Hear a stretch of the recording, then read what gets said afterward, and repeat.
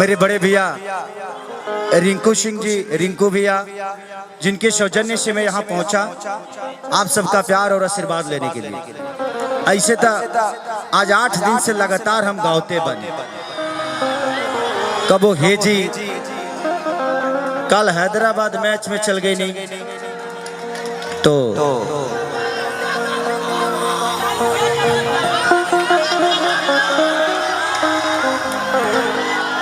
आज बहुत दिन बाद हम सबको मौका मिला है अपने दुख और अपने सुख को बांटने का।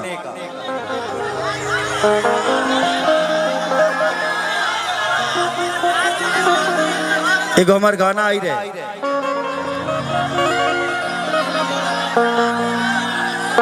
ए भाई लालू बिना चालू ही बिहार ना हो।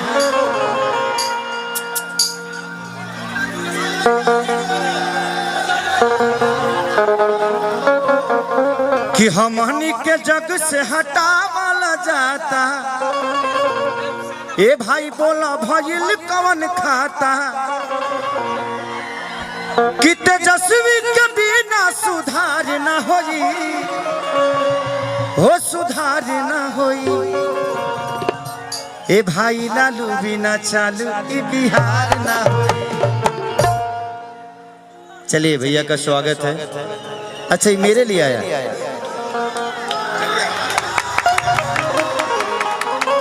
चलिए थैंक यू। अच्छा सुनील यादव जी, गोला रोड, भैया की तरफ से बहुत पुरस्कार, भगवान से प्रार्थना शुभकामना खाती।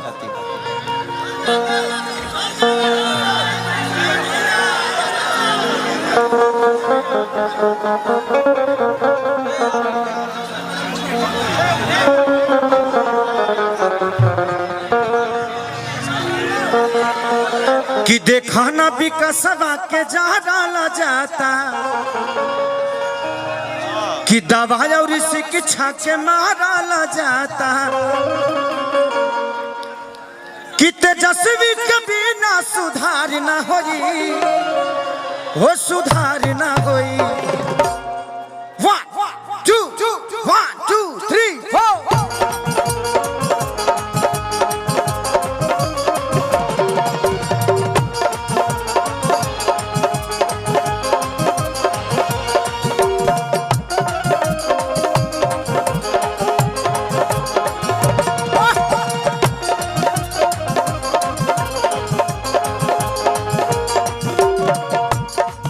अरे सबसे ज्यादा शिक्षा के मारा जाता, शिक्षा के मारा जाता, सबसे ज्यादा शिक्षा के मारा जाता, शिक्षा के मारा जाता। रोज रोजगारी अब कुछ न भेटाता, नहीं कुछ न भेटाता, रोज रोजगारी अब कुछ न भेटाता, रोजगारी अब कुछ न भेटाता।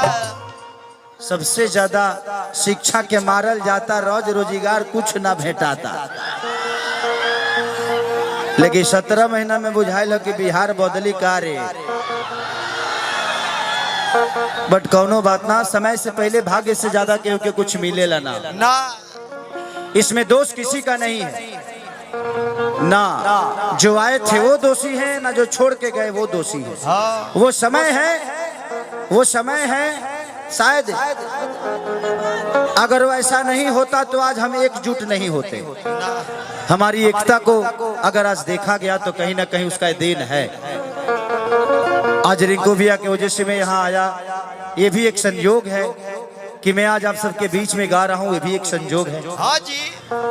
और जन विश्वास रैली, एक रैली नहीं, मुझे लग रहा है जो पटना में कल महोत्सव होने वाला है।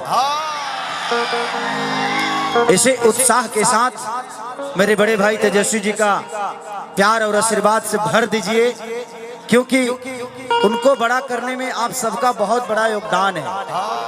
जिंदगी में किसी भी इंसान को बड़ा करने में जनता का बहुत बड़ा योगदान होता है, सपोर्ट होता है। कोई आदमी पेट से पैदा होकर बड़ा नहीं होता। आपका आशीर्वाद जिस दिन उस पर पड़ जाता है तो एक भैंस चराने वाला खेसरिया हो जाता है। कि तेजस्वी के बिना सुधार न होई, हो सुधार न होई। ए भाई लालू बिना चालू बिहार न होई, भाई लालू बिना चालू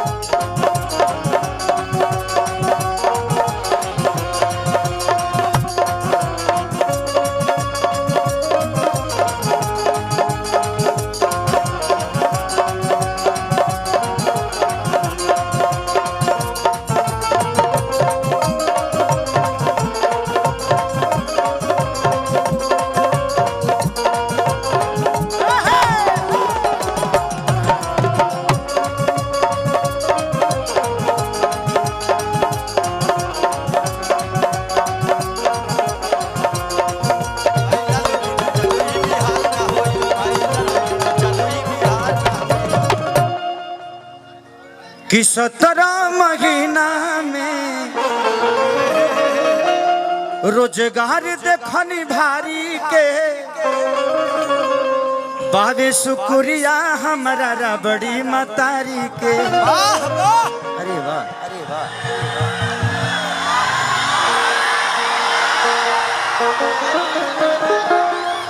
आपसे आपसे आपसे आपसे प्यार करने वाले लोग बहुत हैं।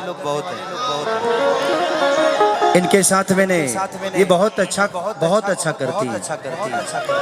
मैं इनका फैन हूँ, इनके मेहनत का फैन हूँ। हेलो, अच्छा दोनों बहन आई हैं? आप दोनों बहन है ना? आप दोनों बहुत सुंदर हैं।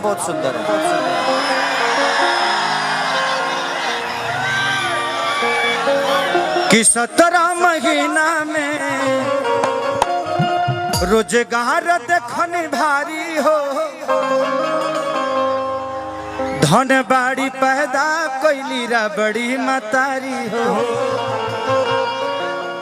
कि 17 महीना में रोजगार देखने भारी हो, धन बाड़ी पैदा कैली रबड़ी मतारी हो। अरे पैदा पहले बारी देखो महतारी हो। अरे पैदा पहले बारी देखो महतारी हो। दयालु बालू के सही पार न होई, ओ बहे पार न होई। वाह कि आलू बालू के सही पार न होई, हो बहे पार न होई। तब भाई लालू बिना चालू ही बिहार न होई। भाई लालू बिना चालू ही बिहार ना होई। भाई लालू बिना चालू ही बिहार न होई। भाई लालू बिना चालू ही बिहार ना होई। भाई लालू बिना चालू ही बिहार ना होई।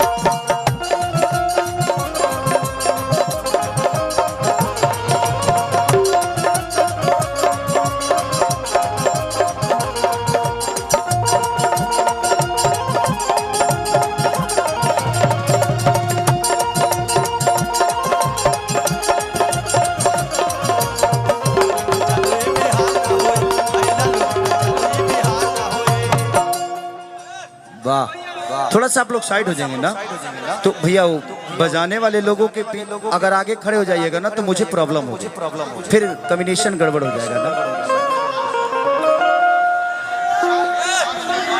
ये बहुत प्यारा एक मेरा सॉन्ग किया था इन्होंने अन्नपूर्णा के लिए।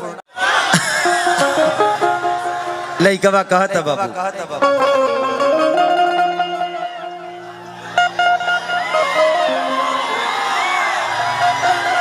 कि 17 महीना में हिला दे हल कापा के।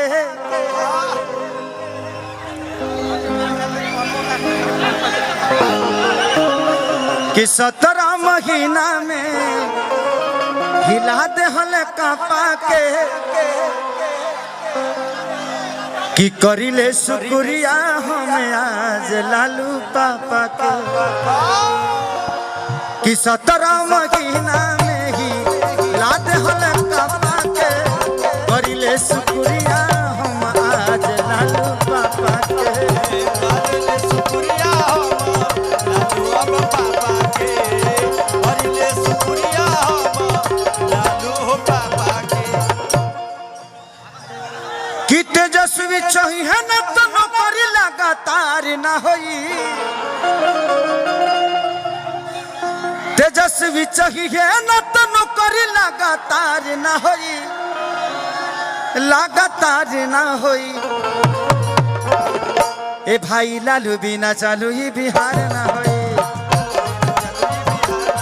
भाई लालू बिना चालू ही बिहार न होई।